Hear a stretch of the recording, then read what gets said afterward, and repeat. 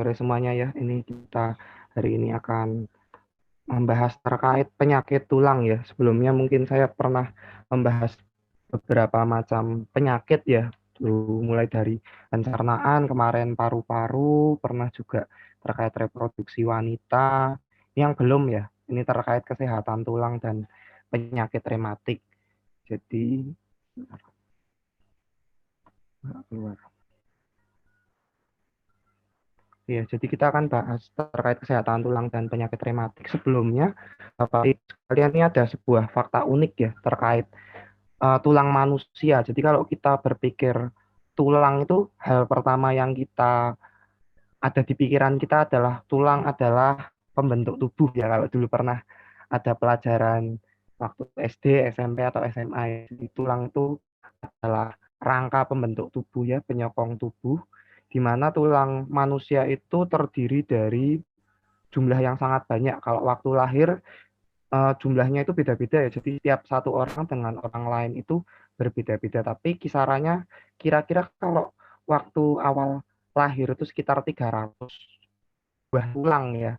Jadi mulai tulang yang panjang, tulang kecil, sampai tulang-tulang pipih itu kalau dijumlah ada 300. Tapi setelah dewasa kalau dijumlah sekitar 280 tulang karena beberapa tulang-tulang di dalam tubuh kita itu akan melakukan suatu proses ya di mana yang kita sebut adalah penggabungan tulang. Jadi makin tua usia seseorang, jumlah tulangnya justru akan semakin menurun ya. Kalau anak kecil kan kalau kita lihat ya tulangnya sering lunak gitu ya Bapak Ibu ya. Karena memang pada waktu anak kecil adalah masa pertumbuhan di mana tulang akan tumbuh terus ya. Ketika dia sudah beranjak dewasa, awal remaja, kemudian sudah usia tua ya, tulang-tulang yang tadinya tumbuh, kita sebutnya adalah tulang rawan ya. Tulang rawan tersebut akan memadat membentuk tulang keras ya. Jadi tinggi badan kadang-kadang itu masih bertambah ketika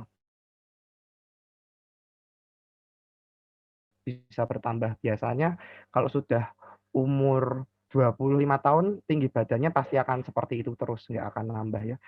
Tinggi badan seorang akan nambah biasanya pada usia usia remaja, usia pertumbuhan mulai dari usia 10 tahun sampai usia 20 tahun. Paling cepat biasanya usia 10 tahun, 15 tahun. Di situ fase manusia mempunyai tinggi badan yang berbeda jauh ya. Awalnya anak-anak berubah menjadi dewasa ya. Kemudian di sini ada fungsi tulang, salah satunya adalah di bagian sumsum tulang ya, di bagian tulang. Tulang itu ada tiga, ada tulang yang panjang, contohnya tulang bagian tangan, kaki itu kan panjang-panjang ya, bentuknya seperti pipa ya. Di situ banyak sekali struktur yang kita sebut sebagai sumsum tulang. Jadi kalau Bapak Ibu pernah makan tulang ya, ada sumsumnya ya, sumsumnya itu adalah bagian tubuh dari manusia atau hewan yang fungsinya adalah menghasilkan sel-sel darah ya. Ada sel darah merah, sel darah putih ya, di mana ketika seseorang terjadi gangguan darah, biasanya sumsum tulang ini akan memproduksi darah dalam jumlah banyak. Jadi kesehatan tulang itu sangat berpengaruh dengan kesehatan darah juga. Kemudian di sini di bagian persendian ya. Jadi kalau kita jalan, kita duduk ya, berdiri ya, segala pergerakan tubuh itu disokong oleh yang namanya persendian ya. Gerakan aktif itu bukan dari tulang tapi dari sendi. Dan yang sering salah kaprah juga adalah pergerakan tubuh itu bukan karena ada tulang, tapi yang menggerakkan adalah otot ya. Jadi ketika seorang patah tulang, kenapa kok ketika patah tulang masih bisa gerak? Karena ototnya tidak patah, ototnya tidak sobek, jadi masih bisa digerakkan. Karena pergerakan tubuh itu akibat kontraksi dari otot, bukan pergerakan pribadi dari tulang. Oke, yang terakhir di sini ya, otot bisa bergerak, seluruh tubuh bisa bergerak, perintahnya adalah dari otak dan bagian medula spinalis yang kita kenal sebagai sistem saraf pusat. Sehingga kalau Bapak Ibu pernah ketemu pasien mungkin ya, pasien dengan stroke, kenapa kok pasien dengan stroke itu ada lumpuh separuh ya, padahal tidak patah tulang sama sekali ya. Karena bagian pusat dari pergerakan itu adalah disokong dari otak ya, dimana kalau stroke di situ akan terjadi gangguan ya di bagian otak ya. Dan nanti dari saraf pusat akan berhubungan secara langsung ke bagian otot yang kita sebut namanya motor unit ya, penggeraknya adalah saraf motorik ya. Oke, ini gambarannya ya Bapak Ibu ya. gambar seorang kalau lebih dalam gambarannya dia kelihatan otot, rangka itu tidak bagian tubuh yang lebih dalam daripada otot. Oke ya. Jadi tulang itu akan selalu berkembang Bapak Ibu ya, di mana puncaknya itu adalah usia 30 tahun. Jadi kalau Bapak Ibu sudah melewati usia 30 tahun itu adalah usia puncak di mana tulang itu akan bertumbuh. Ketika setelah usia 30 tahun atau kita sering sebutnya 35 tahunan ya, 35 tahun ke atas, tulang itu tidak akan tumbuh, malah justru akan terjadi proses yang kita sebut pengeroposan tulang ya. Kalau kita biarkan itu prosesnya lama-kelamaan akan menjadi namanya osteoporosis. Jadi puncak-puncaknya adalah sekitar usia 20 sampai 35 tahun ya. Nah, ini usia puncak. Nah, ketika sudah mulai berusia 50 tahun, di sini akan terjadi mulai penurunan ya. Penurunannya lebih turun, tapi turunnya tidak drastis ya setelah usia 50 tahun. Kalau paling banyak pada wanita terjadi setelah fase yang kita sebut namanya menopause. Jadi kalau ibu-ibu mungkin yang sudah mengalami menopause ya sering ada keluhan kok tulang belakangnya sakit-sakit atau tangannya kerasa pegel-pegel ya, mungkin terjadi proses yang kita sebut sebagai proses pengeroposan tulang. Kalau laki-laki biasanya lebih cepat ya. Laki-laki usia tua kita biasanya bilangnya usia 40 ya sudah mulai terjadi. Kalau wanita biasanya usia 50 mengikuti dari menopause-nya ya. Oke. Pertama penyakit yang kita mungkin akan bahas di sini adalah terkait struktur tulang ya, isi tulang. Kita sebutnya penyakitnya namanya osteoporosis ya.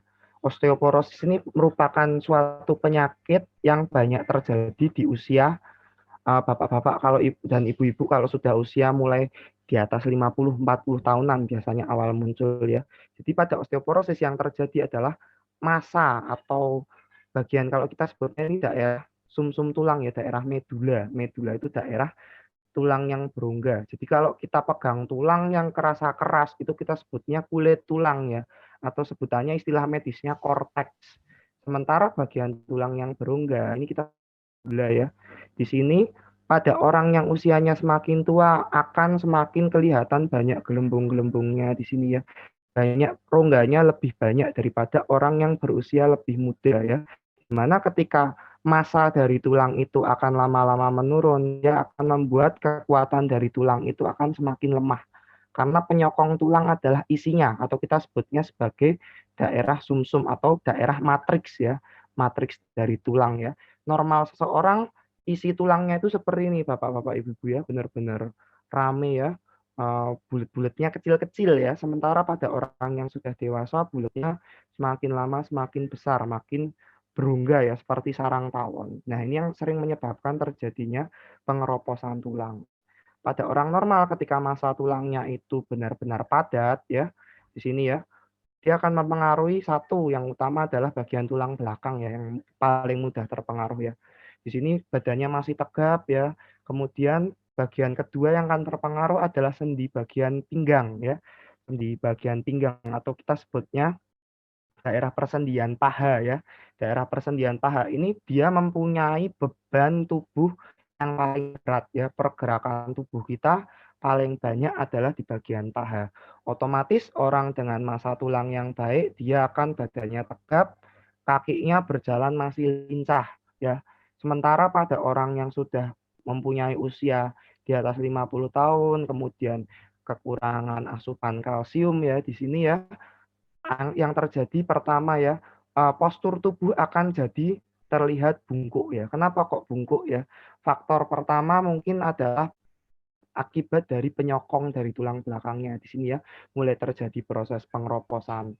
Dan di sini ya, bagian tulang paha ya, tulang paha, kemudian daerah persendian paha ini sering mudah sekali terjadinya patah tulang. Jadi kalau bapak-bapak, ibu-ibu ya pernah ada saudara atau mungkin tetangga yang mengalami patah tulang bagian paha padahal sebenarnya cuma kepleset aja atau bahkan cuma jalan agak lama sedikit atau aktivitas fisik sedikit lebih banyak kok tiba-tiba patah tulang ya biasanya terjadi di usia 70 tahun ke atas. Nah, kenapa bisa terjadi? Biasanya terjadi akibat osteoporosis ya atau kita sebutnya pengeroposan tulang. Ini sering banyak pasien-pasien kalau di bidang ortopedi yang sering ke dokter tulang akibat penyakit ini ya, tulang pinggul ya. Oke, ya. Jadi pada usia ini ya, setelah 50 menopause ya, masih menopause awal mungkin masih terlihat tegap ya. Lama-lamaan postur tubuhnya akan mengecil seperti ini ya. Biasanya kalau bapak-bapak, ibu-ibu perhatikan, semakin usianya semakin tambah, postur tubuh akan semakin mengecil ya. Lebih kecil karena biasanya struktur tulangnya akan bengkok ke depan yang kita sebut sebagai tulang kifosis atau bungkuk ya. Oke. Ini ya, di sini ya, seringkali keluhannya orang yang keropos tulangnya adalah nyeri bagian punggung ya. Penyebab nyeri punggung itu banyak Bapak-bapak, Ibu-ibu ya. Paling sering adalah daerah ini ya, akibat terjadinya jepitan dari saraf. Kalau Bapak-bapak, Ibu-ibu pernah dengar istilah namanya saraf kecepit ya. Atau regangan dari otot-otot penyokong dari sendi bagian tulang punggung ya. Atau ini ya, kenapa kok bisa terjepit ya? Bisa jadi karena ada struktur tulang yang menjepit atau bagian bantalan sendinya juga ikut menjepit ya di sini ya. Penyebab paling sering terjadinya nyeri tulang belakang. Oke. Oke ya. Terus kemudian di sini yang penting ya Bapak-bapak, Ibu-ibu ya, ada namanya ligamen ya. Ligamen itu adalah penghubung antar tulang ya. Dia di sini ya. Jadi postur seperti ini ya, ini salah satu penyebab seseorang terjadi sakit tulang belakang atau nyeri boyok ya. Karena kalau pada waktu muda ya sering angkat-angkat beban ya, mungkin bapak-bapak, ibu-ibu pernah ya ngangkat galon aqua atau ngangkat box yang berat sekali ya. Posisi tubuh seperti ini itu akan sangat rawan sekali terjadinya saraf kejepit ya. Karena pada bagian seperti ini tumpuan besar sendi adalah di bagian daerah tulang punggung dekat pantat ya. Ketika kita mengangkat box seperti ini yang terjadi akan terjadi regangan yang hebat di ligamen ya. Akibat bisa terjadilah saraf kejepit. Jadi kalau orang pada usia muda kok bisa sih saraf kejepit, kenapa? Biasanya pada orang yang suka angkat-angkat berat dan cara mengangkatnya salah ya. Yang betul adalah cara mengangkatnya dia duduk dulu ya. Kalau duduk, dia tumpuan paling besar adalah di bagian sendi lutut ya. Sementara kalau ngangkatnya seperti ini ya, ngangkat dengan membungkuk ya, tumpuan terbesar di tulang belakang. Ini yang sering menyebabkan ligamennya putus, tulangnya keropos, atau sarafnya kejepit secara langsung ya. Sini ya, seringnya kita lakukan pemeriksaan namanya pemeriksaan MRI ya, untuk melihat sarafnya itu kejepit beneran atau tidak ya. Kalau pakai pemeriksaan ronsen itu nggak terlalu kelihatan. Ini ya, yang warnanya putih-putihnya adalah struktur dari medula spinalis ya, atau bagian saraf pusat di bawahnya otak ya. Nah, ketika dia terjadi suatu saraf kejepit ya akibat bantalan sendinya ini dia mencuat ke bagian belakang ya, mengakibatkan saraf itu akan terjepit. Akibatnya saraf-saraf di sini yang keluar memberikan persarafan di bagian kaki akan mengalami gangguan. Jadi seringnya gangguannya kakinya seperti terasa tersetrum gitu ya, menjalar ya akibat adanya saraf kejepit ya. Kemudian nih penyakit kedua Bapak-bapak Ibu-ibu ya, mungkin pernah mengalami seperti ini ya, sendi lututnya sakit ya, akibat terjadinya proses yang kita sebut sebagai pengapuran ya. Pengapuran ini paling sering terjadi malah di sendi lutut ya. Selain sendi bagian pinggang, sendi lutut ini mempunyai tumpuan yang cukup besar ya, karena pergerakannya cukup banyak ya di bagian sendi lutut ya. Pengapuran sendiri ini kita sebut istilah pengapuran kalau bahasa medisnya kalsifikasi. Sering salah salah artinya proses pengapuran akibat kalsiumnya terlalu rendah dalam tubuh ya, sehingga bantalan sendi bagian uh, pergerakan yang utama di sini akan mengalami gangguannya. Jadi ruang sendinya tampak sempit sekali ya, jadi akan mempengaruhi postur. Tadinya dia tegap, tampak kakinya bengkok, bengkoknya ke arah samping ya, sehingga kakinya berbentuk seperti huruf O ya. Oke, ini ya. Pada orang normal, di sini ya, tulang yang normal mempunyai tulang rawan ya di masing-masing sendi ya, antara tulang satu dengan tulang lainnya itu dibatasi atau ditutupi oleh namanya kapsul sendi, bentuknya seperti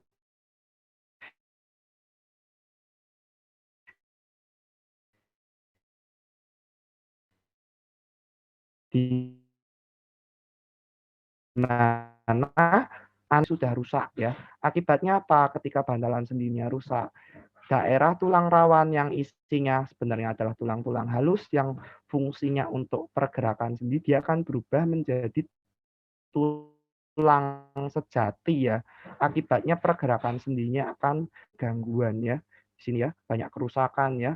Banyak faktor, bisa karena proses penuaan, osteoporosis ya, bisa juga karena kurang kalsium ya, karena sering angkat-angkat berat ya, banyak sekali faktor ya. Seringnya kalau ke dokter minta disuntik di bagian sendinya, terus kumat lagi, sembuh, terus kumat lagi ya. Ini pasien yang nggak sembuh-sembuh ya, pengapuran ya. Sebenarnya obat sesungguhnya adalah uh, perbaiki dulu ya asupan nutrisi terutama kalsium, kemudian juga berat badannya harus diturunkan. Paling sering pasien yang memiliki berat badan tinggi. Oke ya, yang sering juga terjadi ya, kita seringnya sebutnya adalah penyakit rematik ya, penyakit rematik pada tangan ya. Jadi Bapak Ibu sering ya tangannya kerasa uh, kesemutan ya, kemudian terasa kok untuk digerakkan sakit ya, biasanya pada pagi hari. Sebenarnya penyakit ini bukan penyakit rematik ya, kalau kita sebutnya penyakit rematik itu untuk penyakit-penyakit yang mengganggu persendian ya. Sebenarnya yang disebut penyakit rematik itu adalah yang bawah ini Bapak-bapak, Ibu-ibu ya. Jadi tangannya itu bengkok ya. Bengkoknya akan ke arah samping, ke arah tulang ini ya, kita sebutnya tulang pengumpil ya di sini ya. Dia kan bengkoknya ke arah samping akibat suatu proses autoimun ya. Jadi penyakit pun kalau kita dengar saya kena penyakit rematik ya, belum tentu penyakit yang dialami memang penyakit rematik sesungguhnya ya, karena sesungguhnya penyakit rematik itu penyakit yang seperti ini ya, di mana bagian tangannya itu akan terjadi deformitas atau perubahan bentuk ya di sini ya. Rematis dia salah satu jenis penyakit autoimun ya. Pengobatannya cukup panjang. Nah, yang sering sering disalahartikan adalah penyakit rematik itu sebenarnya adalah penyakit pura tangan ya. Tangannya kok kalau dibuat gerak sakit ya, agak kaku-kaku. Ini sebenarnya adalah penyakit pengapuran tangan.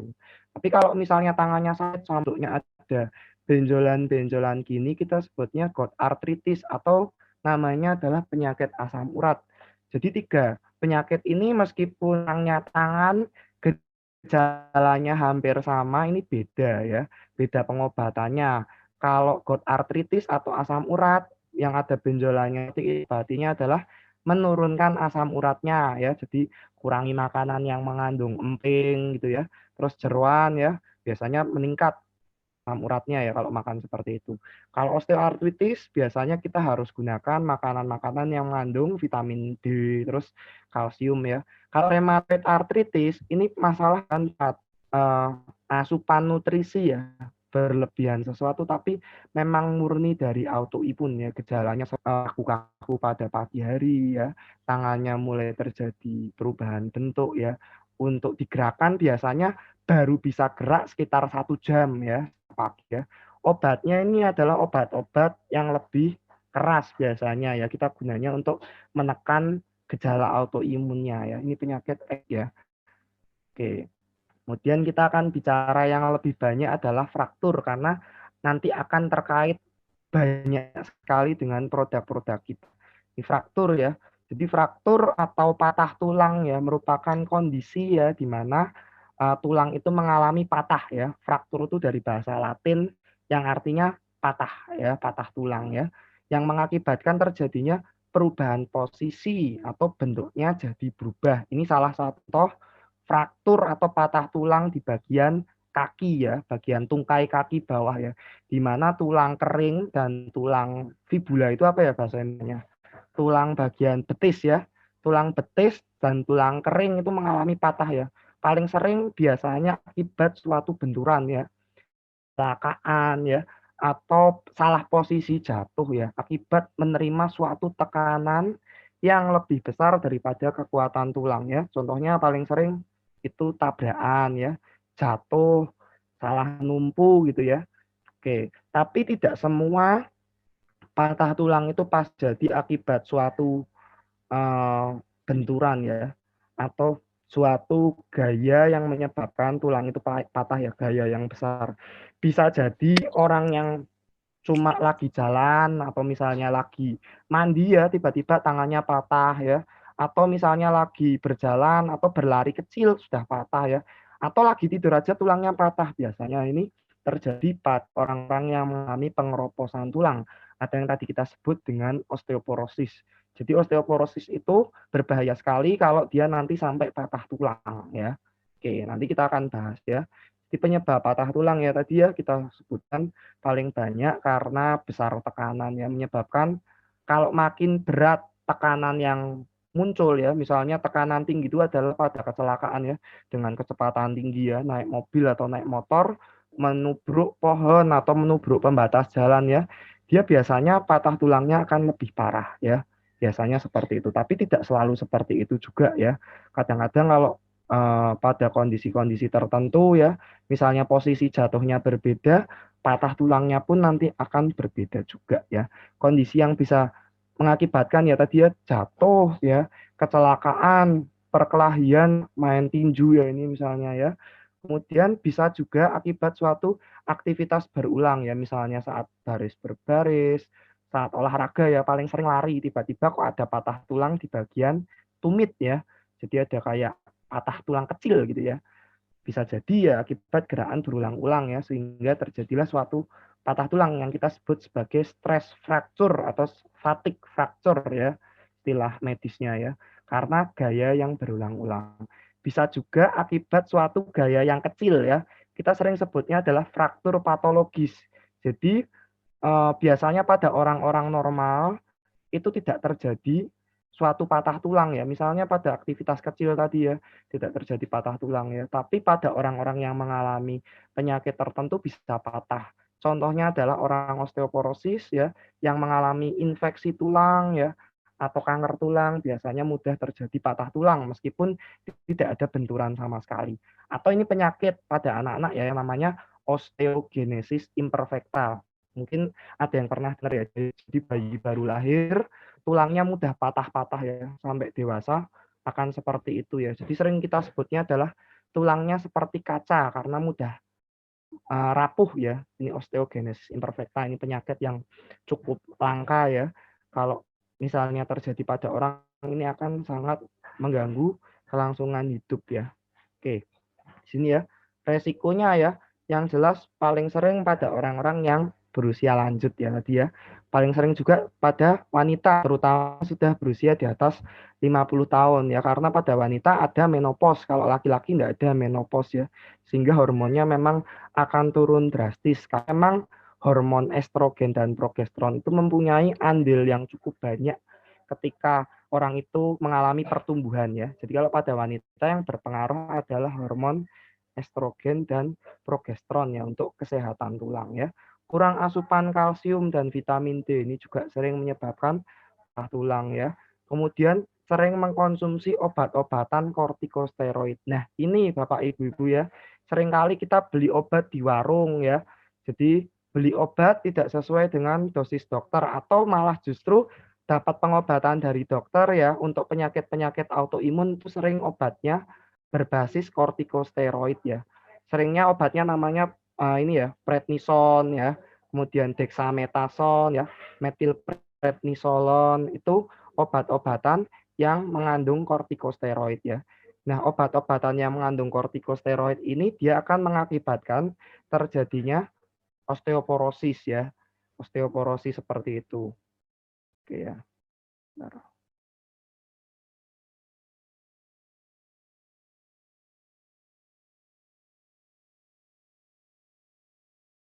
Oke ya, Bapak-bapak, Ibu-ibu lanjut, kita lanjut ya. Ya, ini jadi kebiasaan merokok ya, kemudian minum alkohol ya. Jadi kalau minum alkohol sebenarnya tidak langsung menyebabkan patah tulang ya, tapi kalau orang minum alkohol kan mesti akan sempoyongan ya, kesadarannya menurun sehingga terjadi kecelakaan ya. Jadi merupakan salah satu faktor resiko juga ya.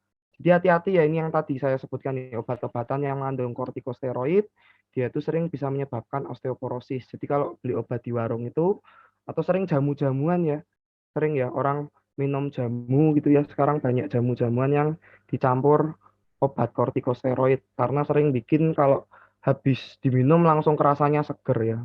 Cuma tidak semua ya, tidak semua jamu ya. Kadang-kadang ada yang nyampur dengan kortikosteroid ya. Hati-hati ya Bapak-bapak Ibu-ibu ya. Kemudian di sini ya, penderita-penderita dengan penyakit diabetes, gangguan pencernaan, gangguan kelenjar ini juga bisa mengalami resiko patah tulang. Oke ya. Oke. Di sini kita akan membahas ya biar seru materinya. Kita membahas antara mitos dan fakta ya. Jadi seringkali kita ada beberapa mitos dan fakta terkait patah tulang ya karena ini tema yang cukup menarik kalau bagi saya. Ini ya salah satu mitos atau fakta ya.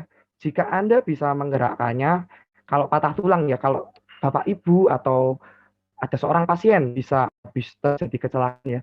Jika bisa digerakkan berarti tidak patah. Jadi kalau orang ini curiga ya habis jatuh tangannya bisa gerak atau kakinya bisa gerak ya. Berarti nggak patah ya. Mitos atau fakta kira-kira ya. Ternyata ini adalah suatu mitos ya. Jadi salah ya. Tidak selalu orang mengalami patah tulang ya seperti yang tadi saya sebutkan di awal ya. Penggerak tubuh itu adalah otot ya yang diperintah oleh saraf motorik ya dengan perintah utamanya adalah dari otak ya. Jadi ketika tulang itu patah ya, biasanya patahnya itu tidak terlalu parah ya. Jadi pergerakan terlihat bisa masih normal saja ya. Tanda-tanda patah tulang terus gimana ya, Dok ya. Jadi tanda-tanda patah tulang yang paling kita bisa amati dari awal itu ada 3 tanda awal ya Bapak-bapak, Ibu-ibu ya. Ada bengkak, ada deformitas, dan ada krepitasi. Bengkak ya, jadi ketika terjadi suatu trauma atau terjadi suatu benturan ya di daerah yang kita curigai ada patah tulang, jika dia kemungkinan paling pertama muncul adalah bengkak. Karena patah tulang seringkali mengakibatkan cedera pada pembuluh darah, sehingga pembuluh darahnya bocor, yang pertama akan muncul adalah bengkak ya. Kemudian terjadi deformitas atau perubahan bentuk dari daerah yang terbentur ya. Bisa jadi daerah yang terbentur itu jadi bengkok ya. Itu kita sebutnya namanya istilahnya deformitas ya. Biasanya kita bedakan kalau yang terbentur tangan kanan, kita bandingkan tangan kanan dengan tangan kiri. Oke. Tanda ketiga yang hampir pasti ini terjadi patah tulang kalau sudah ketika kita lakukan suatu manuver atau lakukan pergerakan pada daerah yang patah ya, yang kita curigai patah, tiba-tiba ada bunyi krek-krek gitu ya. Kalau sudah ada bunyi krek itu kemungkinan besar sudah hampir 90% terjadi patah tulang ya. Karena krek-krek di situ adalah bunyi dari 2 tulang yang mengalami patah ya. Jadi mengalami pergesekan ya. Itu ya salah satu tandanya. Jadi kalau tangannya bisa gerak, kakinya bisa gerak, pasti tidak patah, itu adalah mitos ya. Faktanya dia bisa jadi patah tulang kecil atau patah tulang yang berat tapi tidak merusak struktur ya. Jadi gejalanya tadi ya bisa jadi nyerinya itu sangat berat ya. Kalau pada daerah-daerah yang banyak persafaannya, misalnya patah tulang paha, kemudian patah tulang lengan atas atau bahu itu sakit banget ya karena di situ banyak persarafan ya. Tanda berikutnya ada memar bengkak. Kemudian kalau sudah ada tulang sampai mencuat keluar dari kulit ya, ya jelas ini pasti patah tulang ya. Namanya patah tulang terbuka ya. Kemudian sulit menggerakkan bagian tubuh ya. Kemudian ada perbedaan bentuk sama terjadi kesemutan atau mati rasa. Kalau ini sudah masuk ke kriteria bahaya ya. Kemudian ini ada pertanyaan lagi ya, mitos atau fakta ya. Jika mengalami patah tulang rasanya pasti sangat sakit ya. Jadi ini juga suatu mitos ya. Jadi faktanya adalah tidak selalu ya. Pada orang-orang yang mengalami patah tulang retak kecil ya, biasanya itu tidak terjadi nyeri yang berat. Jadi kadang-kadang cuma kerasa kalau istilah bahasa Jawa jarum ya. Rasanya seperti sakit ya, sakitnya tapi sakitnya di dalam ya. Itu bisa jadi terjadi retak kecil, tidak harus selalu nyeri yang berat ya. Solusinya apa? Kalau kita curiga patah tulang sebaiknya periksa ke dokter untuk dilakukan ronsen ya. Kalau di ronsen itu kelihatan banget ya. Kalau dia ada patah ya, dari patah yang kecil sampai patah yang besar itu akan kelihatan ya. Ini ya, kapan harus ke dokter ketika kita curiga patah tulang ya? Yang jelas ya ini ya harus ke dokter kalau sudah ada perdarahan hebat ya. Kemungkinan ada cedera di bagian pembuluh darah ya. Atau bengkaknya ini makin berat ya. Jadi muncul nyeri hebat meski ketika Bapak Ibu sedikit bergerak ya, ini harus segera ya. Kemudian tulangnya mencuat, ini bisa menjadi infeksi ya. Kemudian pada area-area yang mengalami patah tulang ini ya, ada rusak parah ya. Ini juga harus segera ke dokter. Yang kelima ya ini ya, yang keenam, yang kelima ini ya, patah tulang yang kemungkinan terjadi di bagian kepala, leher, dan punggung. Yang paling bahaya bagian leher ya Bapak Ibu ya, bukan kepala justru ya. Kalau leher di situ terjadi patah tulang ya, di situ ada pusat pernafasan ya, di daerah medula spinalis ya. Medula spinalis itu ada lewat di leher ya, daerah leher itu ada pusat pernafasan. Sehingga kalau Bapak-Bapak Ibu pernah dengar berita ya, dulu pernah ada kiper Indonesia kalau nggak salah ya, main sepak bola, dia ada tabrakan, kena lehernya, belum sampai rumah sakit sudah meninggal ya. Karena pusat pernafasan ada di bagian leher ya, jauh lebih berbahaya ya daripada kepala ya. Kepala di sini biasanya yang paling bahaya terjadi perdarahan. Cuman kalau leher itu cepat sekali ya. Jadi orang kalau ada kecelakaan yang pertama kali kita lakukan adalah memberi ini ya pertolongan pada leher ya, penyangga leher atau collar neck ya.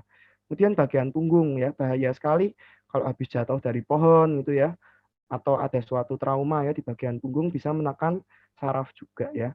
Kemudian patah tulang yang menyebab hilang kesadaran ya. Bisa jadi hilang kesadaran cuma karena kaget atau syok ya. Tapi kalau sudah sampai hilang kesadarannya, tidak bangun-bangun, ini segera dibawa ke dokter ya. Mungkin terjadi komplikasi serius ya. Ini ya gambaran patah tulang ya. Ada namanya patah tulang terbuka ya. Contohnya seperti ini. Ini ya putih-putih ini tulang ya. Jadi ini patah tulang tertutup. Jadi segmen tulangnya enggak kelihatan, tapi ini jelas ya, ini patah tulang ya. Kelihatan bentuknya jadi seperti sendok ya. Ini ya, yang biasanya yang patah adalah tulang bagian tulang hasta atau tulang pengumpil ya. Sini ya bentuknya seperti ini karena jatuh terus bagian pergelangan tangannya menumpuk. Oke ya. Kemudian ada patah tulang yang tidak langsung ya. Ini ada namanya lain, ada buckle, ada green stick ya. Jadi patah tulang yang tidak menyebabkan tulangnya itu patah-patah jadi dua ya, tapi hanya di bagian pinggir. Kalau ini sudah patah-patah ya, kalau ini bagian pinggir. Ini namanya green stick, ini buckle, ini hairline, ini istilah medis aja ya. Jadi dia ada patah tulang, tapi tulangnya tidak jadi dua bagian yang berbeda ya. Ada yang lengkap, kalau ini lengkap ya jadi dua segmen berbeda, ada yang bentuknya lurus, ada yang bentuknya miring ya, kita sebutnya oblik ya, atau pecah berkeping-keping ya. Ini yang susah, ini harus dioperasi ya kalau sudah pecah berkeping-keping seperti ini ya. Atau dia kompon ya, kompon itu dia artinya bentuknya sudah tidak jelas ya, arahnya juga jauh banget ya. Ini juga salah satu indikasi harus dilakukan operasi ya, karena kalau digip bisa ya ini ya, kalau digip tulangnya nggak bisa masuk, harus kita tempel tulangnya ya pakai pen ya. Oke, ini salah satu pertanyaan juga ya, Dok, apakah semua patah tulang itu harus dioperasi? Ya ini pertanyaan yang banyak sekali ditanyakan kalau sering buka web-web dokter gitu ya, sering tanya ya, sering galau ya, apakah harus dioperasi atau tidak? Jawabannya adalah kurang tepat ya, tidak semua tulang harus dioperasi ya. Namun pada kasus ya, semua patah tulang itu harus kita lakukan namanya imobil. Apa itu imobilisasi ya? Kita lakukan ya, biasanya kalau bapak-bapak, ibu-ibu pernah dengar ya istilah ya, atau ditanya atau diikat ya bagian yang patah itu ya. Tujuannya adalah membatasi pergerakan. Ketika seorang terjadi patah tulang ya, biasanya pada anak-anak yang kita sering gip ya, pertumbuhan tulang pada anak-anak kan masih bagus ya. Jadi seringkali dokter memilih dilakukan gips ya daripada dilakukan operasi ya. Itu suatu tindakan yang kita sebut namanya imobilisasi ya, mencegah terjadinya banyak pergerakan. Salah satu contoh imobilisasi adalah di gips ya. Tujuannya adalah untuk mempercepat penyembuhan. Nah, setelah diimobilisasi ini, faktor penentunya akan sangat banyak sekali ya, mulai dari asupan nutrisi, gerakan, infeksi ya, yang akan meningkatkan proses penyembuhan atau menunda proses penyembuhan ya. Nah, kapan harus dioperasi? Ini ada 4 ya, kemungkinan harus dioperasi ya. 1, patah tulang yang terjadi di sekitar sendi. Ini cukup berat karena kalau sampai bagian sendi, yang akan terjadi adalah pergerakan akan terhambat. Sehingga kalau digips saja itu justru akan berbahaya. Kenapa? ketika fragmen atau potongan tulang yang pecah itu tidak kita taruh pada tempat semestinya, dia nanti akan terjadi proses penyembuhan yang salah. Akibatnya apa? Kalau proses penyembuhan salah, sendinya akan bengkok. Kalau sendinya bengkok, otomatis akan terjadi yang kita sebut namanya kecacatan ya, kecacatan pada pergerakan. Jadi hati-hati kalau patah tulang dekat sendi, ini memang sebaiknya dioperasi. Kemudian patah tulang yang parah dengan komplikasi, misalnya pecah berkeping-keping gitu ya, kemudian ada perdarahan banyak ya, itu harus dioperasi juga. Kemudian patah yang menyebabkan pergeseran tulang yang terlalu jauh ya, jadi tidak bisa cuma digips saja ya. Yang terakhirnya mengancam nyawa, menimbulkan kecacatan ya. Jadi ini sebenarnya rangkuman dari semuanya ya. Kalau dia mengancam nyawa, menimbulkan kecacatan, kita biasanya pilih lakukan operasi ya. Ini ya prinsip untuk menangani patah tulang itu 4R ya. Pertama kita harus mengetahui patah tulangnya seperti apa, direduksi ya, diposisikan kembali. Biasanya kalau tidak bisa, tidak usah dilakukan ya. Ini untuk tenaga-tenaga yang ahli saja.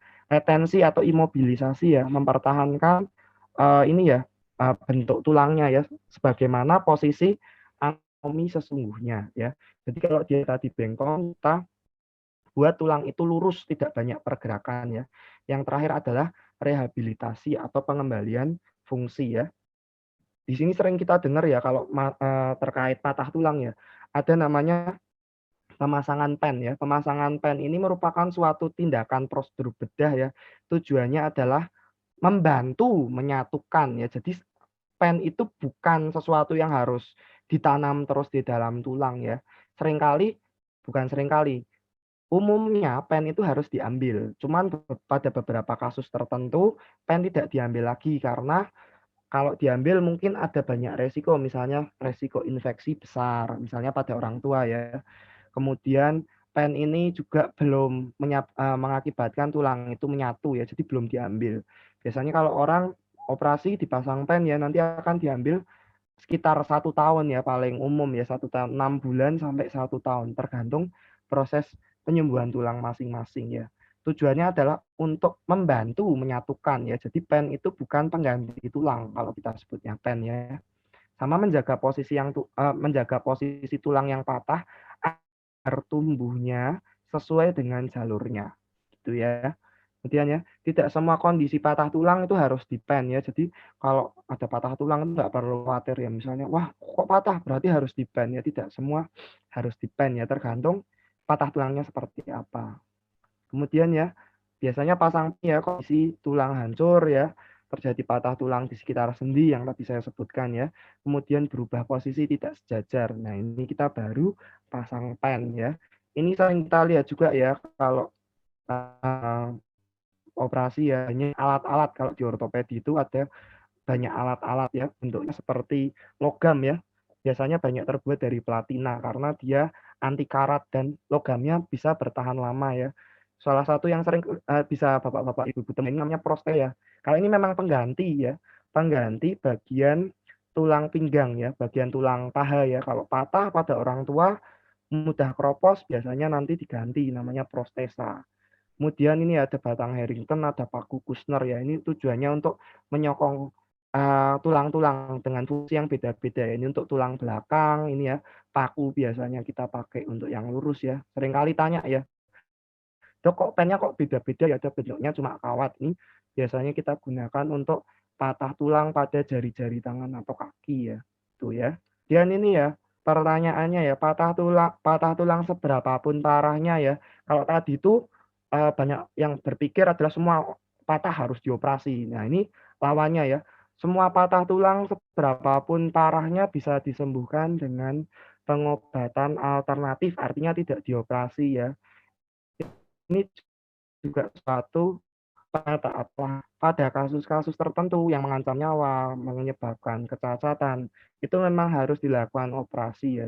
Karena patah tulang yang berat ya, seperti contohnya ini ya, ini salah satu saya ambil contoh dari pasien ya, sudah hancur berkeping-keping kayak gini, kalau mau pakai alternatif atau cuma pakai obat diminum aja jelas nggak mungkin bisa. Nggak mungkin dia gabung sendiri ya, terus jadi tulang besar itu nggak mungkin ya. kalau sudah hancur berkeping-keping seperti ini. Paling enggak dia harus dipasang plat atau pen ya di sini ya. Tujuannya agar serpian-serpian tulang yang berserakan ini bisa tumbuh sesuai jalurnya ya. Seringkali ini ketemu ya kalau di kasus medis itu banyak yang menggunakan pengobatan alternatif terus penyembuhannya terhambat atau tulangnya malah justru tidak nyambung ya. Nah, ini yang seringkali kasus-kasus yang banyak dipasang ini ya, protesa yang tadi saya tunjukkan ya, pasang protesa atau dipasang pen dalam waktu lama ya, akibat terlambat penanganan. Karena tulang itu ketika terjadi suatu patah ya, dia akan berusaha untuk menyembuhkan dirinya sendiri ya. Kehebatan tulang daripada organ lain itu adalah dia akan berusaha menyembuhkan diri sendiri ya. Nah, kalau penyembuhannya itu jalurnya salah, dia akan mengakibatkan suatu perubahan bentuk ya. Jadi ketika terlambat penanganannya, terjadi bengkok atau tidak nyambung ya, jalurnya salah. Contohnya di sini ya, dia akan tumbuhnya akan semakin ke bagian miring ya, yang satunya tumbuhnya ke atas. Jadi nggak bakal nyambung ya. Dia harus didekatkan. Oke ya, ini gambar agak serem ya. Jadi patah tulang yang mengerikan ya, salah satunya ini ya patah tah ya, sampai patah tangannya ya, atau patah bagian ibu jarinya ya, menyebabkan perdarahan hebat atau gejala kompartemen atau organ putus ya, ini harus segera ke IGD ya. Golden periodnya atau waktu adalah sebelum 6 jam. Jadi kalau misalnya ada patah tulang yang parah, jangan sampai lebih dari 6 jam kita terlambat penanganannya karena bisa menyebabkan jaringan itu terjadi yang kita sebut namanya nekrosis atau kematian jaringan ya, sehingga akan dilakukan amputasi ya, itu berbahaya sekali ya, bahaya dari patah tulang bisa seperti itu. Satu gambaran patah tulang juga ya Bapak Ibu ya, jadi dia pasien dipasang gips ya, gipsnya terlalu kencang ya, menyebabkan terjadinya gejala kompartemen sindrom ya. Jadi kalau dipasang gips memang harus dicek bagian ujung-ujung jarinya ya. Jangan sampai kerasa kesemutan ya atau kerasa nyeri ya. Gejalanya itu akan muncul 5 ya, nyeri, tangannya pucat ya, tidak ada nadinya, kemudian kerasa kesemutan ya, lama-lama tidak bisa digerakkan. Kalau sudah tidak bisa digerakkan, ini akan bahaya sekali ya. Seringkali terjadi karena pemasangan gips terlalu kencang, tapi juga sering terjadi pada patah tulang yang merusak daerah pembuluh darah. Contohnya ini ya, patah tulang di daerah suprakondiler ya, daerah siku ya ini ya. Jadi dia ada kemerahan daerah siku, kena pembuluh darahnya, akibatnya dia akan muncul gejala 5P ini. Ya. Nah, ini ya. Ada mitos fakta lagi ya ini ya. Setelah tulang patah sembuh, tulang kan jadi lebih kuat dari sebelumnya. Benar atau salah ya? Jadi lagi-lagi ini adalah suatu mitos ya. Faktanya adalah memang sih tulang akan menjadi kuat pada biasanya fase 2 bulan sampai 3 bulan setelah terjadi patah tulang. Karena pada fase itu terjadi pertumbuhan tulang yang besar-besaran atau kita sebut adalah pertumbuhan kalus ya. Kalus itu adalah calon tulang baru ya. Sehingga memang akan sangat kuat di bulan-bulan awal ketika patah tulang ya, situ ya. Nah, tapi kalau sudah berangsur-angsur, sudah jadi bertahun-tahun ya, tulangnya itu bisa jadi sama seperti tulang lain atau malah justru lebih lemah ya, tergantung proses penyembuhannya seperti apa. Ini ya, bagaimana penyembuhan tulang ya, awalnya patah tulang ya, ini tidak disambung dengan baik Bapak-bapak, Ibu-ibu ya, tapi tetap bisa nyambung ya, meskipun tidak digip atau dipasang pen ya, ini salah satu contoh pasien yang tidak mau operasi ya, tapi tetap bisa gabung karena pada dasarnya tulang itu akan mencari jalurnya sendiri ya. Tapi meskipun demikian kan jalurnya juga nggak terlalu jauh-jauh amat ya. Akibatnya dia satu akan tumbuh ke bawah, satunya tumbuh ke samping ya. Jadi tulangnya akan bentuknya lebih bulat ya daripada ukuran tulang sesungguhnya. Ini namanya proses konsolidasi ya. Terjadi ketika 2 sampai 3 bulan setelah patah tulang, tergantung nutrisi, tergantung proses pergerakan ya, kemudian tergantung banyak hal pokoknya ya. Kemudian setelah dia sudah berbentuk seperti ini ya, sudah terjadi tulang ya, tidak ada jaringan yang tidak bertemu ya, akan terjadi proses namanya remodeling ya. Jadi tulangnya akan berbentuk seperti pada tulang umumnya ya, di bagian tengahnya harus lebih tipis daripada bagian kulit luar tulangnya. Ini namanya proses remodeling. Nanti akan berbentuk seperti tulang lain. Ini ya, kita sebutnya nyambung ya, meskipun ini tidak dioperasi ya, Kenapa kok orang tidak dioperasi toh nyatanya nyambung-nyambung aja. Ini bagusnya sebenarnya adalah dioperasi. Tapi karena tidak mau dioperasi ya ini seperti ini ya. Bisa saja tetap nyambung ya. Di sini ya. Gambarannya tulangnya jadi lebih bulat ya. Lama-lama tulangnya akan seperti ini ya. Jadi tulang itu akan mencari jalurnya sendiri ya kalau kita nutrisinya baik ya. Tapi kalau ini pecah berkeping-keping kemungkinan akan terjadi seperti ini Bapak-bapak Ibu-ibu ya. Tidak nyambung ya. Jadi antara tulang tulang satu dengan lainnya ini tidak nyambung ya. Ciri-cirinya adalah ujung dari tulang satu dengan tulang lain ini sudah ada warna putih-putihnya ya kalau di ronsen ya. Jadi ini nggak akan nyambung ya. Ya, tidak nyambung seperti ini ya. Pasang pen, ini salah satu contoh pasiennya. Ini pasiennya ngeyel ya, habis pasang pen dia masih tetap jalan-jalan aja ya. Akhirnya pennya patah ya. Akibatnya terjadi tulangnya nggak nyambung ya, non union kita sebutnya ya. Kenapa kok tidak nyambung ya? Banyak hal penyebab tidak nyambung. Yang pertama adalah tidak mau diam saja ya, ingin tetap gerak-gerak ya. Jadi masih barusan dioperasi ya, atau barusan digigit ya langsung lompat-lompat atau langsung jalan-jalan gitu ya. Yang jelas itu nanti akan menyebabkan tulangnya geser ya, belum jadi tulang matang sudah buat jalan-jalan. Kemudian ini ya, yang saya warnain hijau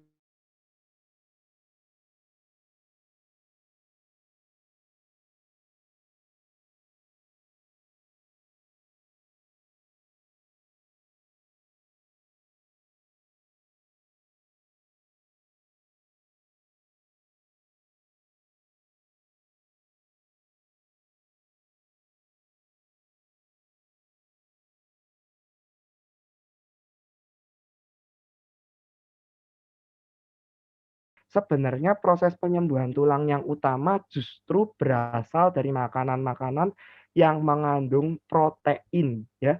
Protein ini adalah suatu zat pembangun kalau dulu pernah dengar istilahnya ya, zat pembangun. Jadi kalau ada sel tubuh yang rusak, ada sel tubuh yang mengalami gangguan, mengalami radang, di sini mempunyai fungsi utama dari protein adalah mengganti struktur-struktur yang rusak.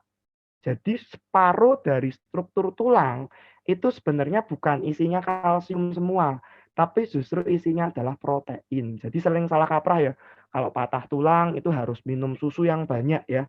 Sebenarnya kalau patah tulang atau sering mengalami penyakit tulang, kita butuh asupan protein yang banyak. Tujuannya adalah mengganti sel-sel yang rusak ya. Jadi ketika patah tulang kita butuh asupan ya, protein yang cukup tinggi, fungsinya adalah membentuk tulang yang baru. Dari mana kita bisa dapat? Itu dari daging, ikan, susu, keju ya, yogurt, kacang-kacangan, dan produk kedelai. Ya ini kita mau highlight adalah produk kedelai. Jadi protein itu ada dua.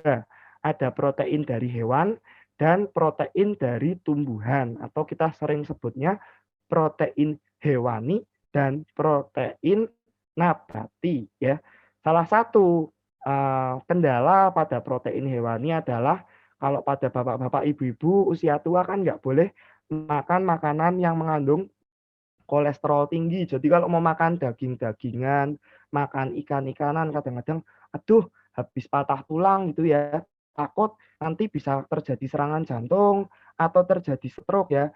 Biasanya protein yang kita pilih adalah protein-protein yang rendah kolesterol, berasal dari protein nabati ya. Salah satu produk yang paling banyak proteinnya adalah kedelai ya.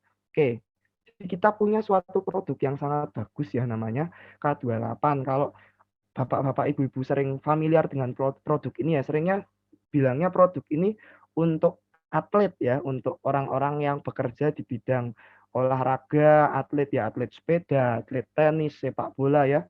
Tujuannya untuk meningkatkan stamina ya. Kalau kita lihat labelnya di websitenya New Image ya, ini ada gambar seperti listrik sama gambar anak ceria seperti ini ya. Jadi dia bagus untuk kesehatan anak dan meningkatkan energi ya.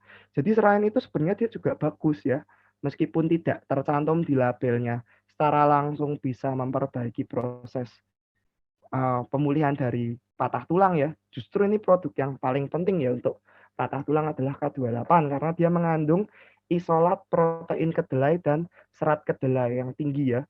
Jadi ini untuk setiap sajiannya ini ya cukup tinggi apa kadarnya dari isolat protein kedelai dan serat kedelainya ya. Di sini juga mengandung beberapa vitamin dan mineral ya. Nanti Bapak Ibu kalau punya produknya di situ di belakang ada beberapa zat-zat ya, zat-zat gizi ya, ada vitamin, mineral di situ juga ada. Tapi yang penting di sini adalah saya mau bahas adalah isolat protein kedelai. Apa itu isolat protein kedelai ya? Jadi isolat protein kedelai itu ada 3 jenis Bapak-bapak Ibu-ibu ya. Yang pertama itu konsentrat protein ya, jadi protein yang terkonsentrasi ya. Produk kedua itu yang tadi ya yang ada di produk kita K28 ya, namanya isolat protein kedelai.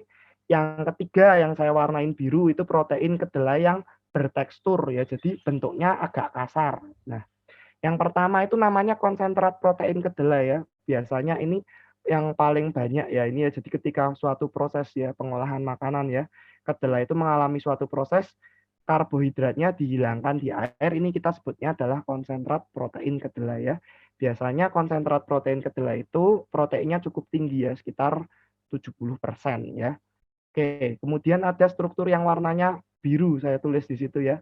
Protein yang bertekstur atau kita sebutnya TSP ya. Di situ biasanya TSP ini dibuat dari konsentrat protein kedelai. Jadi produk keduanya ya dibuat ya adalah protein kedelai yang bertekstur ini ya. Dia nanti akan membentuk suatu lembaran-lembaran kering ya, warnanya kotak-kotak gitu ya.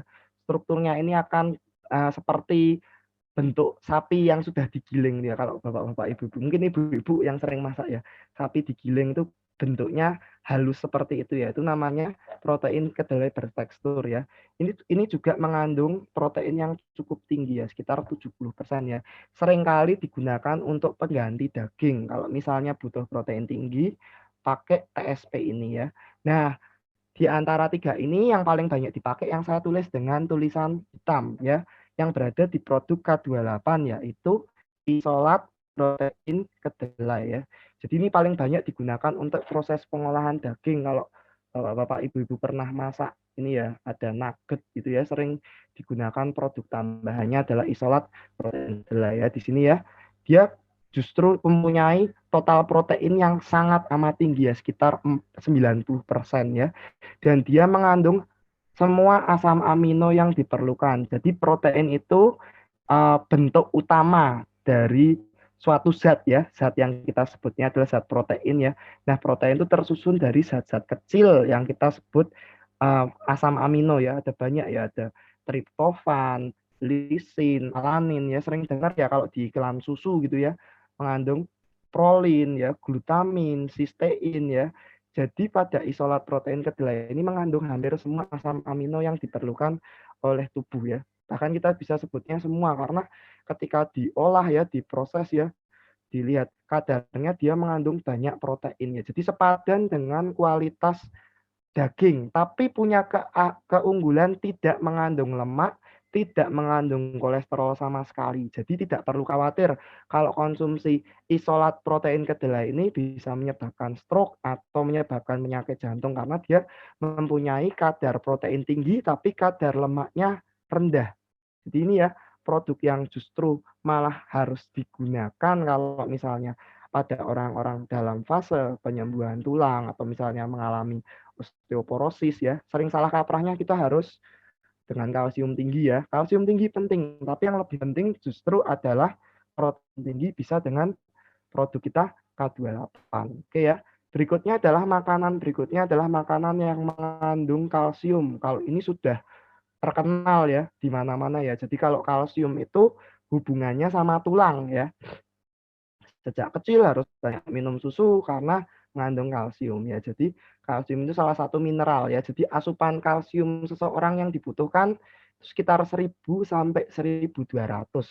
Apalagi ketika terjadi suatu patah tulang ya, jumlahnya yang dibutuhkan bisa 1,5 kali lipat lebih besar sampai 2 kali lipat. Jadi jumlahnya bisa sekitar sampai 1500 hingga 2000 ketika terjadi suatu patah tulang ya. Bisa dapat dari mana? Dari susu, yogurt ya, keju ya, brokoli ya, banyak makanan-makanan yang mengandung kalsium ya. Oke ya. Kalau seringkali ya ini ya obat-obat yang kita pakai ya kalau di dunia medis ya. Jadi kalau dokter ada pasien patah tulang, kita sering kasih obatnya adalah kalsium laktat kalau nggak kalkos ya, ini produk ya, harusnya disensor ya. Ini produk ya, produk-produk yang sering dipakai, bukan produk, ini obat yang sering dipakai ya. Itu kadar kalsiumnya itu kalau per pemberian untuk kalsium laktat sekitar 500 Bapak Ibu ya. Kalkos ini dia malah justru lebih rendah. Ini agak mahal harganya ya kalkosnya. Dia kalsiumnya sekitar 200 mg. Padahal ingat kebutuhan kita pada saat normal saja butuhnya sekitar 1000 sampai 1200. Belum lagi kalau sakit. Jadi ketika diminum dengan dosis 3 kali sehari, itu untuk yang kalsium laktat dia hanya memberikan sekitar 1000 sampai 1500. Sementara yang kalkos kalau diminum sampai 3 kali itu cuma 600. Memang kelebihannya dia punya zat-zat lain ya. Tapi untuk kalsiumnya sangat rendah ya. Oke, nah kita punya suatu produk yang mempunyai kadar kalsium lebih tinggi sekali dan bisa sangat amat cukup ya, bukan cuma cukup ya, bisa sangat amat cukup memberikan asupan kalsium pada orang-orang yang memiliki patah tulang ya, yaitu produk Lifeline ya yang sering kita bahas ya.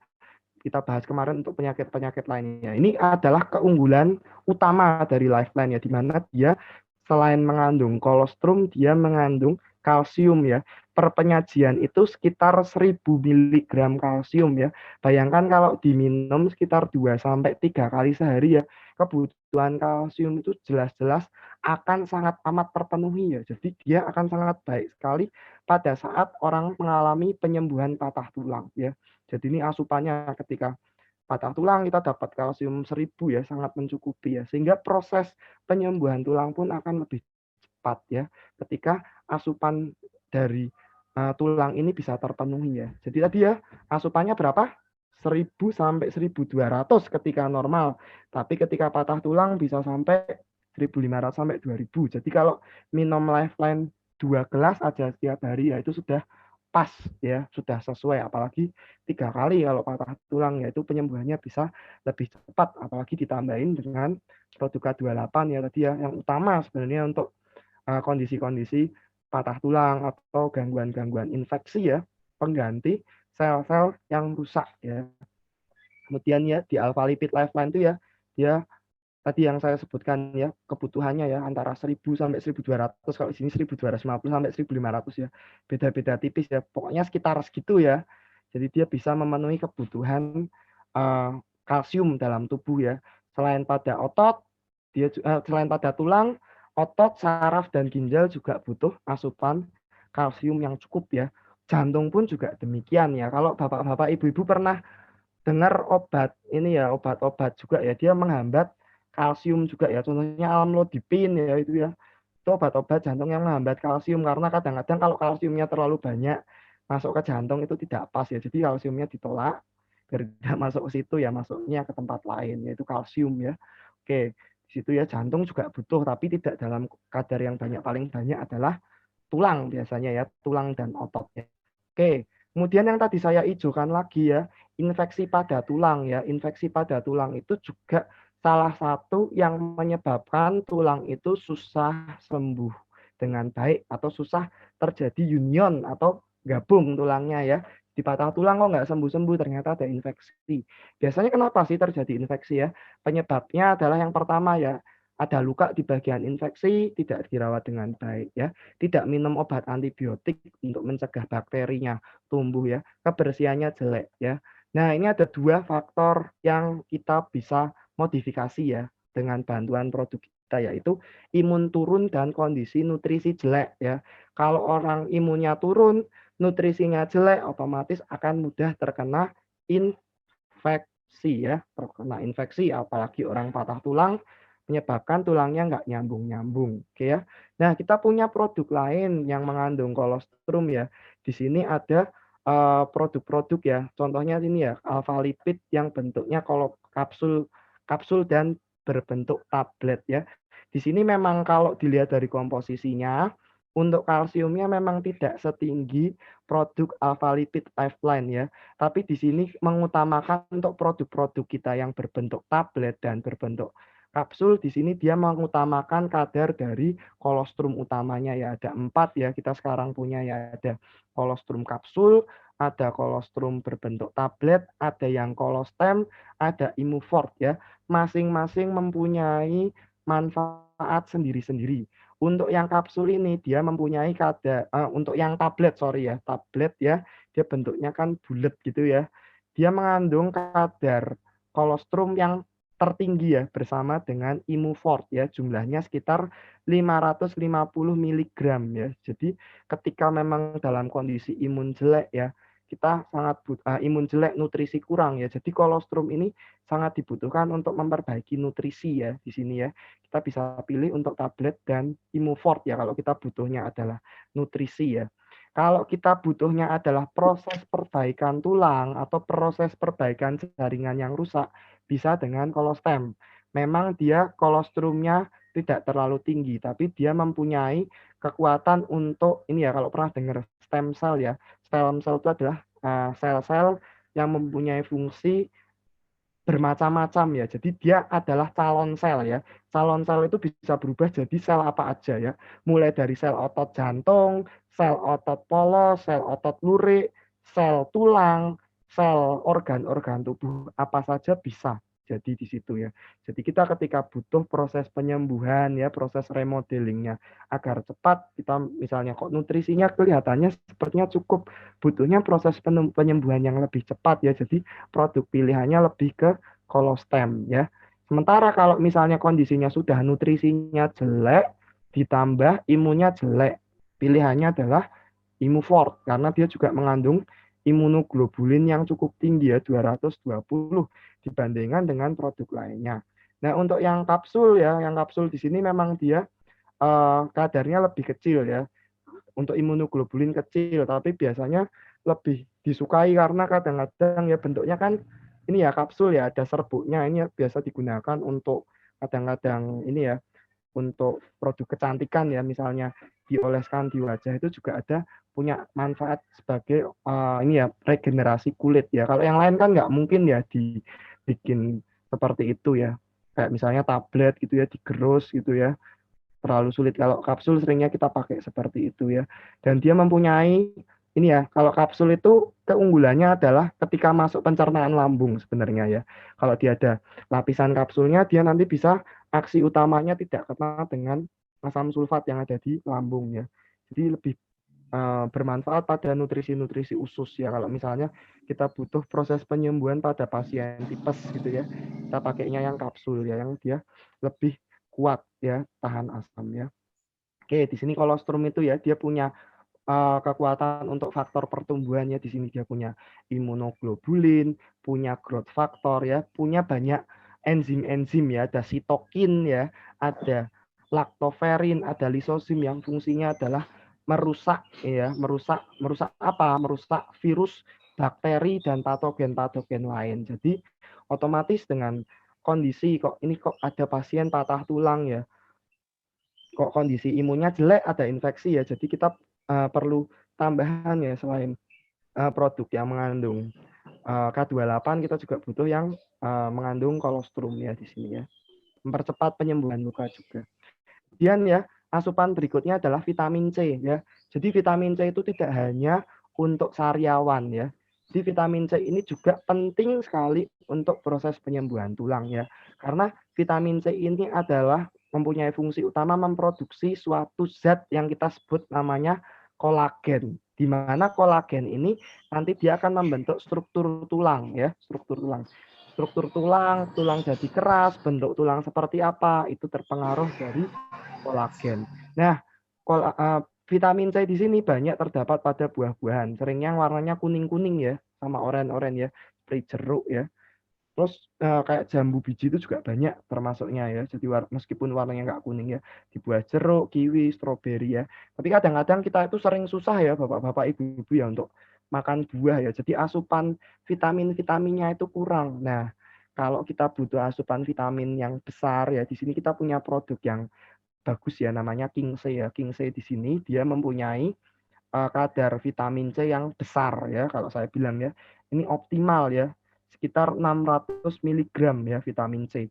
Selain itu dia juga ada kandungan gizi lain yang bermanfaat untuk patah tulang. Di sini ada magnesium dan ada kalsium juga.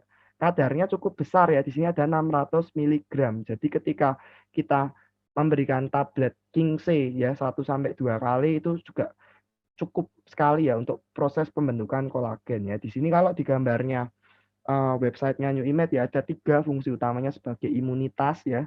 Dia mencegah terjadinya proses infeksi juga ya karena vitamin C itu adalah penangkal radikal bebas ya. Dia juga bisa untuk kesehatan jantung dan ini gambar ini adalah proses kecantikan. Sebenarnya kolagen itu adalah zat yang fungsinya adalah mengganti sel-sel yang rusak juga ya.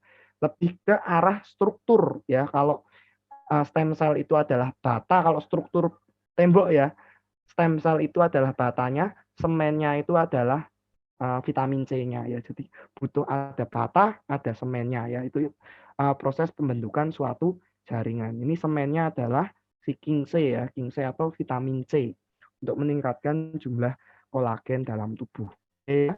Kemudian yang tidak kalah penting ini adalah vitamin D ya. Ini sebenarnya penting juga kalau ada kalsium selalu harus ada vitamin D. Kalau ini cara dapetinnya sebenarnya cukup gampang Bapak-bapak Ibu-ibu ya dengan cara berjemur ya, berjemur pada saat pagi-pagi ya, makanya itu sehat ya. Tapi sekarang masa pandemi takut ya, jadi kurang sinar matahari semua sehingga vitamin D-nya kurang. Nah ini ya kenapa kok orang-orang COVID itu ya harus selalu berjemur ya, berjemur. Kalau di rumah sakit ya pernah dengar mungkin pengalaman orang yang mengalami COVID ada di bangsal ya disuruh berjemur terkena matahari ya karena dia butuh vitamin D ya. Vitamin D itu selain dia bermanfaat untuk pasien-pasien dengan infeksi berat juga dia sangat bermanfaat utamanya sebenarnya adalah pembentukan tulang ya karena mempunyai efek untuk meningkatkan penyerapan kalsium. Jadi percuma kalau kita asupan kalsiumnya tinggi tapi nggak ada vitamin D-nya sama sekali. Jadi kalsium yang masuk ke dalam usus cuma dibuang saja. Jadi vitamin D ini cukup penting ya. Cara gampangnya adalah dengan berjemur ya sekitar 15 menit aja ya sebelum jam 10 ya. Di situ banyak sinar-sinar yang mengubah vitamin D di dalam tubuh kita ya sehingga kita dapat vitamin D secara langsung ya. Kalau dari makanan itu banyak ya dari daging-dagingan ikan biasanya ya. Cuman takut kolesterol ya kalau makan kayak udang gitu ya. Kemudian susu, yogurt itu juga banyak, jeruk juga ada ya di situ ya dari jamur-jamuran ya. Kebutuhan asupannya sekitar 600 IU ya. 600 IU itu sekitar 10 mikrogram kalau nggak salah ya. 10 sampai 15 mikrogram cukup banyak juga ya di sini ya. Kemudian asupan yang berikutnya yang penting adalah besi dan kalium ya. Kalau sering dengar ya kalium itu ada di pisang ya paling terkenal ya kalau beli pisang itu banyak kalium. Untuk zat besi ini penting karena untuk asupan sel darah merah ya. Jadi tulang yang bisa sembuh dengan cepat adalah tulang yang mendapatkan vaskularisasi atau aliran darah yang baik. Jadi kalau aliran darahnya jelek juga mudah terjadi infeksi, susah bergabung kembali ya. Jadi zat besi itu penting ya. Biasanya pada makanan yang mengandung daging-daging merah. Cuman ini banyak kolesterol yang sering dihindari Bapak Ibu-ibu ya di sini ya. Ikan ya, sayur-sayuran daun hijau ya. Kalau sayuran daun hijau juga ditakutin kadang-kadang banyak asam uratnya juga ya. Oke, vitamin A ya di sini paling banyak ya di wortel ya. Dia banyak mengandung retinol ya. Kalau dari hewan paling banyak sih dari hati. Ini fungsinya juga bagus untuk penyembuhan tulang juga ya. Vitamin K di sini ya, fungsinya adalah untuk pembekuan darah juga sehingga lukanya bisa sembuh dengan cepat ya. Ini banyak di sayuran berdaun hijau juga ya vitamin K. Kemudian ada juga zat-zat lainnya seperti tembaga atau kuper ya, zinc dan kolagen. Nah, kalau dari produk kita sendiri sebenarnya kok itu zat-zatnya banyak sekali dan bagaimana cara kita mendapatkan semua? Haruskah kita makan semua makanan ini ya? Kalau dimakan semua kan jadi gemuk ya Bapak Ibu ya. Jadi kita kadang-kadang bingung ya, makanan mana yang harus dipilih ya. Kita jadi di produk kita sendiri di Lifeline ya. Jadi selain dia itu mengandung kalsium yang tinggi, dia juga sebenarnya mengandung mineral dan vitamin-vitamin yang penting untuk penyembuhan tulang ya. Di situ dia punya mineralnya ya. Tadi kita bahas kalsium ya. Dia juga ada magnesium, ada besi juga ya. Kemudian untuk vitamin, dia ada vitamin C juga ada, vitamin E juga ada ya. Vitamin D juga yang tadi ya dibutuhkan untuk pasangan dari kalsium ya dia juga ada ya bahkan asam folat dan biotin juga ada pada Lifeline ya Jadi dengan konsumsi ini sebenarnya bapak-bapak, ibu-ibu, untuk kebutuhan mikronutrien yang cukup banyak tadi itu juga bisa terpenuhi ya. Jadi selain ada kalsium, sudah ada kolostrumnya juga ya, dia juga mengandung banyak vitamin dan mineral yang membantu proses penyembuhan tulang. Oke, untuk penutup sesi kita hari ini ya, ini ada quote ya dari Pak Bill Gates yang juga kontroversial di sini ya. Jadi untuk suatu penyakit ya, ini ya, terapi tanpa suatu prevensi ya, itu adalah sesuatu yang tidak berguna, tidak berkelanjutan. Jadi daripada kita ya, kalau misalnya takut patah tulang kok ada infeksi ya, sebaiknya segala produk-produk ini kita bisa konsumsi setiap hari ya, bisa untuk pendamping makanan dan juga minuman juga ya. Tanpa suatu prevensi itu adalah hal yang sangat percuma ya. Jadi kalau diobati saja itu kurang ya di sini ya. Kalau misalnya uh, kita kalau ada sakit terus diobati gitu ya. Jadi kita cuma konsumsi dari produk-produk atau makanan-makanan tuh hanya sesuai kebutuhan ya. Kalau dengan prevensi yang baik ya, mencegah misalnya bapak-bapak, ibu-ibu tidak ingin patah tulang kok atau terkeroposan, sebaiknya memang sudah sejak dini dicegah ya dengan cara makan makanan bergizi ya, atur pola hidup dengan baik ya, dan juga banyak konsumsi suplemen-suplemen yang baik ya. Itu adalah suatu langkah prevensi yang lebih baik ya daripada kita mengobati. Sekian presentasi dari saya. Terima kasih.